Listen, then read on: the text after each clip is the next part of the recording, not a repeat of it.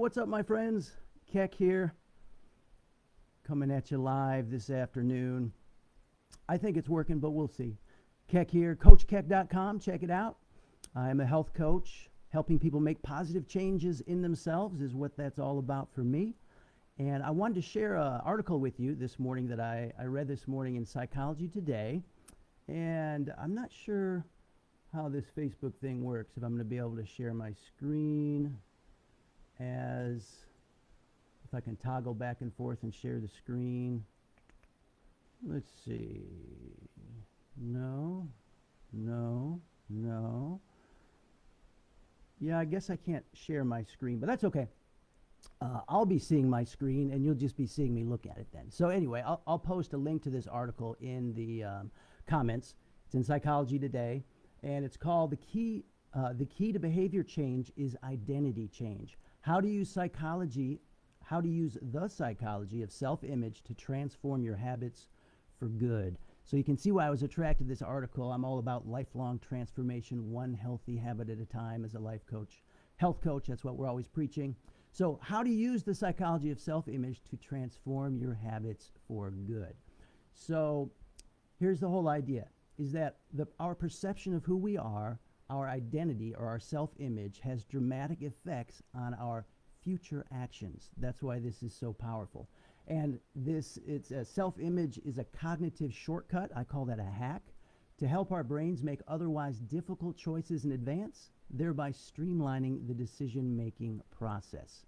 So this is all based on a study that was done recently, published in the Journal of Consumer Research, and it tested the words people use when faced with temptation, particularly about unhealthy food choices. So here it is. During the experiment, one group was instructed to use the words "I can't" when considering unhealthy food choices, while the other group used "I don't." At the end of the study, participants were offered either a chocolate bar or a granola bar to thank them for their time. Nearly twice as many people in the "I don't" group picked the healthier option on their way out the door. I find that amazing. The authors of the study attributed the difference to the psychological empowerment that comes with saying "I don't" rather than "I can't." The results demonstrate the influence that self-description and self-image have on our behavior. We think, therefore we will be. So what we think about ourselves determines or helps determine our future actions. I think this is so cool. The words are so powerful. Just one little tiny hack between saying "I can't have that" and saying "I don't have that."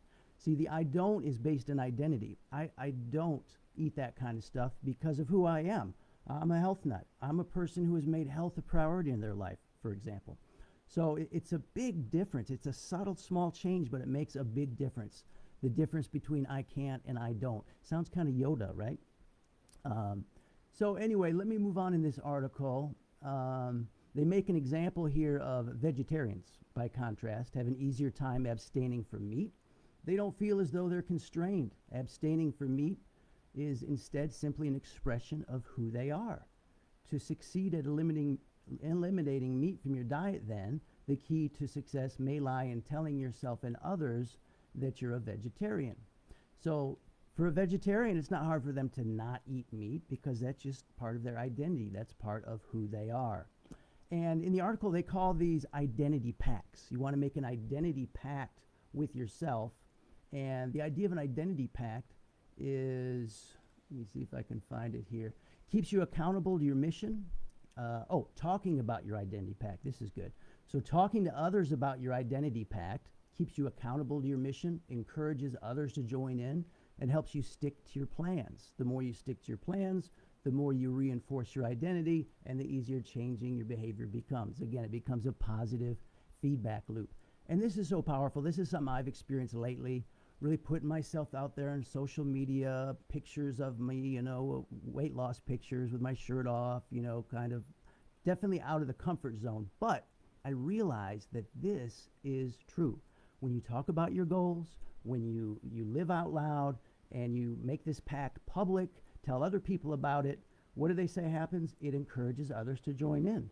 We have had a lot of other people join in our health journey, and they're on the journey now too, and they're crushing it and they're loving it. So That's true. That's something I've experienced in my own life, and it helps you stick to your plans. When you go and tell the world, hey, I'm doing this thing, then when times get a little tough and you think about not doing it, you remember, oh yeah, I already told the world, right? And it helps reinforce, this is my new identity. I'm letting that vision of the future draw me in, draw me closer to that vision, to the fulfillment. So identity pact, I think that's great. Down here, let's see, I forgot you're not seeing my screen, but anyway, many people assume, the article ends, that their identities are fixed. In fact, your self-image is flexible. Thinking of yourself in a particular way is a habit, and habits can be changed for the better. So your identity, your self-identity, the way you think of yourself is really a habit. You're in the habit of thinking of yourself in a particular way. Well, you can change that habit. Just start thinking of yourself in a different way, your identity.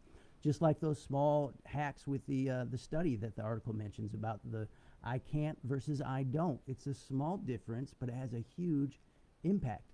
So consider maybe thinking about making some changes on the macro level, the way you think about yourself, and you'll see that those changes will spill out into the micro level all over your life. So think about that. Think about what could be a good, healthy identity. Say, I'm a person who has chosen to make health a priority in my life. That's simple. Who wouldn't want to do that, right? So start saying that to yourself. I'm a person who's made health a priority in my life. That is my new identity. So that way, when I drive past Krispy Kreme, it's not hard not to pull in because I don't eat those things, because I'm somebody who has made health a priority in my life. You get the idea. It's okay to have a donut every now and then, but you guys know what I'm saying. So anyway, that's it for today, friends. I just want to encourage you. The power of change and the power of identity are so closely related. And if you're not sure about it, you are a person who is important, who is valued, who is loved, and you need to be able to understand that about yourself and start to see the magic in your life unfold. Anyway, friends, that's it for today. Coach Keck here, hopefully bringing you some encouragement on how to make some positive changes in your life. Until next time, I'll see you then. Ciao for now, friends.